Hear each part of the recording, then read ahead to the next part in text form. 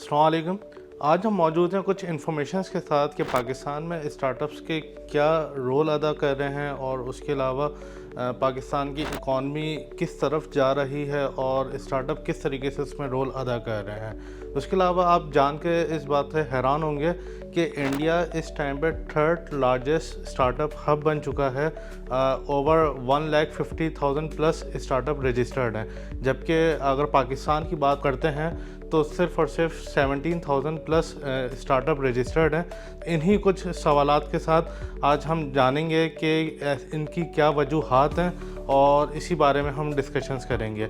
आज हमारे साथ मौजूद हैं शेख अब्दुल्ला साहब, जो कि बिज़नेस कंसल्टेंट हैं, बिज़नेस एडवाइज़र हैं, और इस बारे में हम उनसे जानेंगे कि ऐसा क्यों है। अस्सलाम वालेकुम सर। वालेकुम सलाम। क्या हाल है सर? ठीक है आप? अल्हम्दुलिल्लाह, आप सुनाएं। एक्चुअली सर देखें, अभी जैसे हमने इन्फॉर्मेशन कलेक्ट की और हमने देखा है कि इंडिया जो है वो थर्ड लार्जेस्ट स्टार्टअप हब बन चुका है।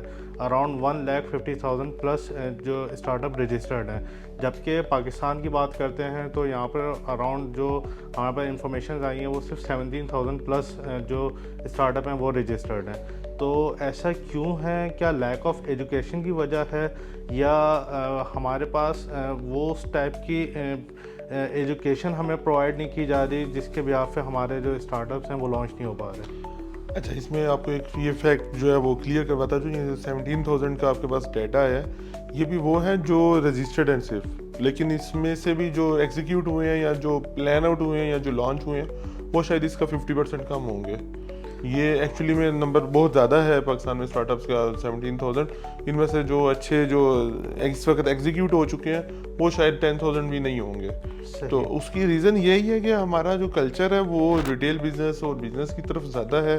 स्टार्टअप उस तरह से ज़्यादा हमें समझ नहीं आता, उस तरह से हम लोग उसको इम्प्लीमेंट नहीं कर पाते कि किस तरह से हम एक स्टार्टअप को लेके चल सकते हैं, क्योंकि स्टार्टअप का में जो है वो हाई रिस्क इन्वॉल्व होता है। तो उस तरह का जो पोटेंशियल जो हमारे में नहीं है कि हम लोग उस तरह से रिस्क को बियर कर सकें या इस तरह की चीज़ों में इन्वॉल्व हो सकें। सही। तो फॉर एग्जांपल अगर हम स्टार्टअप की बात करते हैं तो कोई एक इनिशियल डेफिनेशन या उसके बारे में आप थोड़ा सा गाइड कर सकते हैं कि क्या बेसिकली स्टार्टअप होता है, क्या है? स्टार्टअप आप देखें, बिजनेस और स्टार्टअप में यही फ़र्क है कि आपने जब कोई ऐसा बिजनेस स्टार्ट करना है कि जिसकी में सबसे पहले वो फर्स्ट टाइम हो। फॉर एग्जांपल आज से 10-20 साल पहले जिस तरह फूड डिलीवरी के लिए कोई ऐप नहीं थी तो फूड पांडा जो है वो लॉन्च किया गया, तो वो एक स्टार्टअप था। पाकिस्तान में बाइकिया लॉन्च किया गया तो वो एक स्टार्टअप था। पार्क व्हील्स लॉन्च की गई पाकिस्तान में तो वो एक स्टार्टअप था। तो जब भी आप किसी नई फील्ड में जाके काम करते हैं, Zmin.com देखें अगर रियल एस्टेट की इंडस्ट्री की, तो वो एक स्टार्टअप था। तो किसी भी इंडस्ट्री में जब आप एक नया कुछ लेके आते हैं कि वो पहले काम वो या नहीं हो रहा, या अगर वो काम हो रहा है तो डिफरेंट तरीके से हो रहा है, मैन्युअली हो रहा है, आप उसमें ऑटोमेशन लेके आते हो, टेक लेके आते हो, तो वो आपका स्टार्टअप होता है। और सबसे ज़्यादा उसमें जो रिस्क इन्वॉल्व होता है वो किसी भी एक नॉर्मल जो कन्वीनियंट बिजनेस होता है उससे ऑलमोस्ट कह लें 500 टाइम्स ज़्यादा होता है। तो वो तब आप उसको स्टार्टअप कह सकते हैं। इसके अलावा मैं आज ही मैं न्यूज़ देख रहा था तो उसमें करीम के बारे से इंफॉर्मेशन आई थी कि 18 जुलाई को ऑपरेशन करीम क्लोज जो है कर रहे वो हैं क्लोज पाकिस्तान कर में। रहा है। तो एक बैड न्यूज़ है एज अ पाकिस्तानी होने की। एक स्टार्टअप जो आया था और काफ़ी उसने मार्केट में बूम क्रिएट किया, ऑब्वियसली उसके कॉम्पिटिटर आए, लेकिन आज जो है वो करीम जा रहा है। तो उसकी एक तो उन्होंने रीज़न बताई है माइक्रो इकोनॉमिक्स की वजह से, ठीक है, और उसकी मतलब ओवरऑल अगर हम बात करते हैं तो क्या इन्वेस्टमेंट्स वजूहात हैं पाकिस्तान में स्टार्टअप ना लॉन्च होने की, या उस टाइप के आइडियाज़ ही क्रिएट नहीं हो रहे कि उनके ऊपर इन्वेस्ट किया जा सके? क्रीम जो है पाकिस्तान में 2016 में लॉन्च हुई होगी। देन उसमें जब आपने ये देखा कि 2016 से लेके 2025 तक उन्होंने चलाया, तो पहले तो वो क्रीम और उबर दो ऑप्शन आए पाकिस्तान में, फिर उबर बहुत पहले ही पाकिस्तान से बंद हो गया, वो जा चुका। देन उसके जो पूरी दुनिया में एक वर्ल्ड वाइड जो है सक्सेसफुली मॉडल चल रहा है, पाकिस्तान में वो फेल हो चुका। पाकिस्तान में फेल हो गए, वो बंद करके ऑपरेशन वापस चले गए। देन क्रीम चल रहा था। देन उसके बाद हमारे पास डिफरेंट नए प्लेटफॉर्म आए जिन्होंने बिल्कुल डिफरेंट उसमें पाकिस्तान की माइंडसेट को समझ के चीज़ों को अडॉप्ट किया और वहाँ पे लोगों को ऑप्शंस दिए। लाइक जिस तरह आपके पास इंडोएवर है या जो येंगो है, इन दोनों ने आपको डिफरेंट ऑप्शंस ऐसे दिए हैं जो पाकिस्तान के माइंडसेट को देखते हुए थे।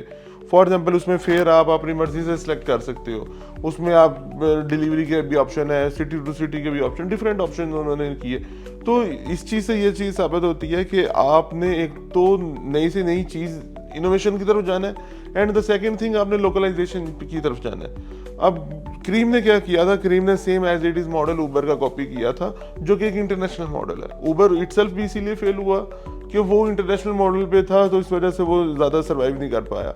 इसी तरह सेम देखें तो अगर हमारे पास जो क्रीम का मॉडल था वो भी इसी तरह ही था कि वो सेम इंटरनेशनल की कॉपी था, तो वो पाकिस्तान में, हाँ ये जो इंड्राइवर है या यंगो है, इन्होंने थोड़ी सी लोकलाइजेशन की है, पाकिस्तानी माइंडसेट को देख के पाकिस्तानी लोगों के लिए उस मॉडल को बिल्ड किया है। बाइकिया की सर्विस जो है वो पाकिस्तानी माइंडसेट, पाकिस्तानी ज़रूरत को देख के लॉन्च की गई।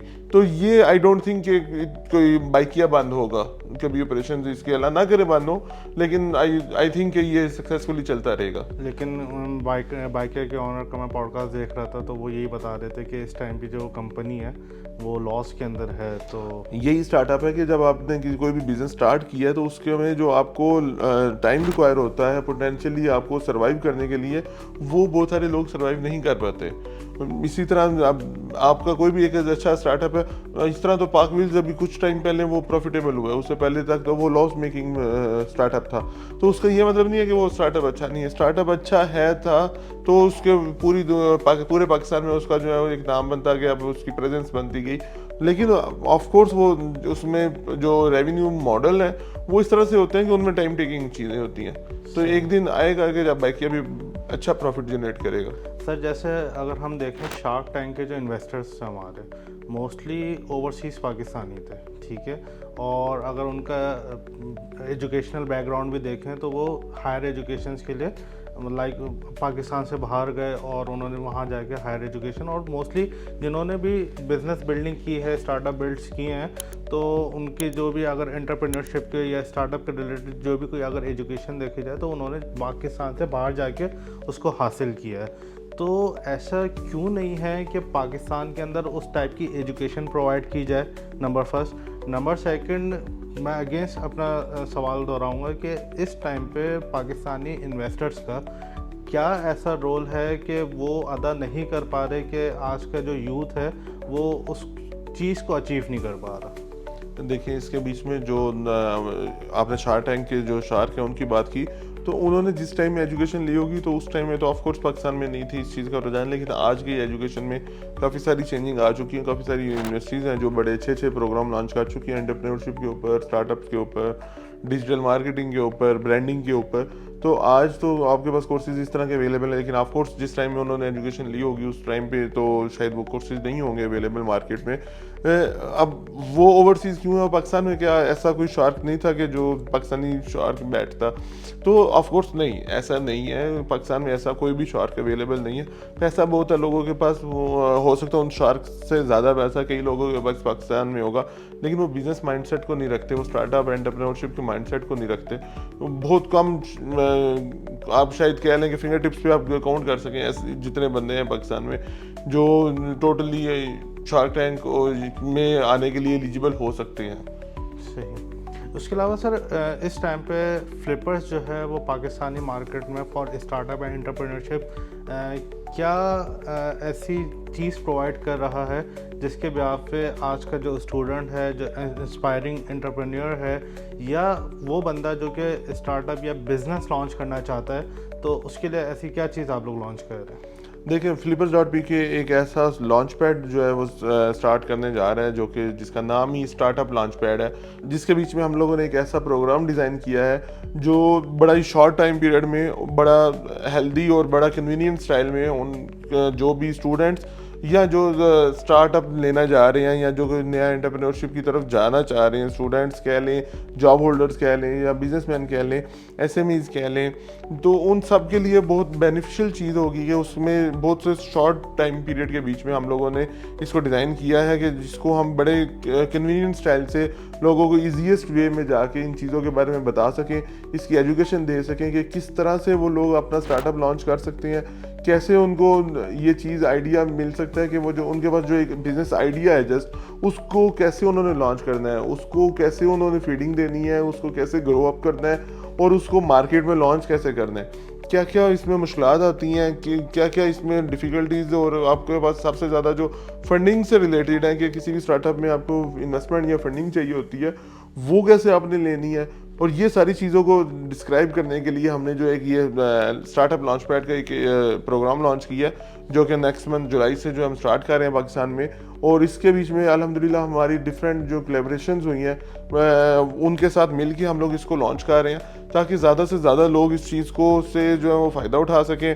जितने भी जो स्टूडेंट्स हैं, अभी हमने टाइम पीरियड भी इसलिए ये वाला चूज़ किया क्योंकि इसके बीच में समर कैंप आ रहा था, तो यूनिवर्सिटीज़ ऑफ थी, तो वो सारे लास्ट सेमेस्टर के स्टूडेंट्स या जो फ्रेशली ग्रेजुएट हैं उनको मैं लाजमी दावत दूंगा कि वो आएँ और इस स्टार्टअप लॉन्च पैड में का हिस्सा बने। ऑफ कोर्स एक तो ये पहला बैच है, तो पहले बैच में का हिस्सा बनेंगे तो आपको भी ज़्यादा बेनिफिट होगा, और उसके अलावा आपका जो बेनिफिट आपको आगे करियर में मिलेगा वो बहुत ज़्यादा जो है आपको अपने करियर के बीच में बूम दे सकता है। इसके अलावा थोड़ा सा और डिटेल में बताइएगा कि फॉर एग्जांपल एक स्टूडेंट है या इंस्पायरिंग एंटरप्रेन्योर है जो कि आज हमारे साथ आके रजिस्टर्ड करता है, तो उसका हमारे साथ एक लॉन्ग टर्म रिलेशन बिल्ड होगा या शॉर्ट टर्म रिलेशन बिल्ड होगा, उस हवाले से भी बताइएगा। जी बिल्कुल ऐसे ही है। ऑफ कोर्स उसका रिलेशन जो है वो डिपेंड करता है उसके ऊपर कि जब हमने एक ये प्रोग्राम है, ये प्रोग्राम तो 5 वीक्स का होगा, 5 वीक्स के बाद ये प्रोग्राम तो ख़त्म हो जाएगा। लेकिन जो स्टार्टअप जो स्टार्टअप का आइडिया लेके आया और उसने सारी वर्किंग हमारे साथ मिलके की, तो ऑफ कोर्स अगर वो लॉन्ग टर्म में उसको एग्जीक्यूट करेगा तो हमारा जो है उसके साथ मेंटोरशिप का प्रोग्राम जो है वो 1 साल 2 साल 10 साल तक चलेगा, जब तक वो हमारी सर्विस लेना चाहेगा या हमारे साथ वो जुड़ के रहना चाहेगा। और हम उसको हेल्प आउट करेंगे, असिस्ट करेंगे कि कैसे वो अपने नेक्स्ट जो है इस बिज़नेस को जो आज लॉन्च किया है इसको स्केल कैसे करना है, इसको ग्रोथ लेवल पे कैसे लेके जाना है, and then at the end उसकी एग्जिट स्ट्रेटेजी कैसे होगी, तो वो सारा हम मिलके करेंगे।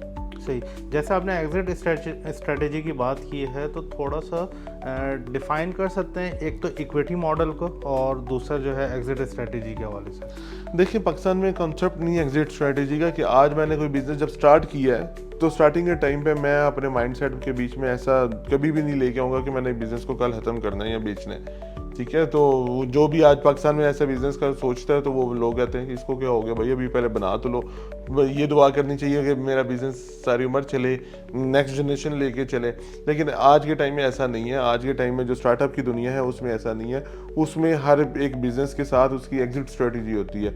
एग्जिट स्ट्रेटेजी ये होती है कि जब भी उस बिजनेस का पीक हो तो उस बिजनेस को आगे दे देना चाहिए, किसी और के हाथों में दे देना चाहिए, ताकि वो उसको एंजॉय कर सके और आप उसके जो मल्टीपल्स का प्रॉफिट लेते हो उसको आप एंजॉय कर सको, ताकि आप उसका एग्जिट करके एक नया दोबारा से स्टार्टअप बना सको।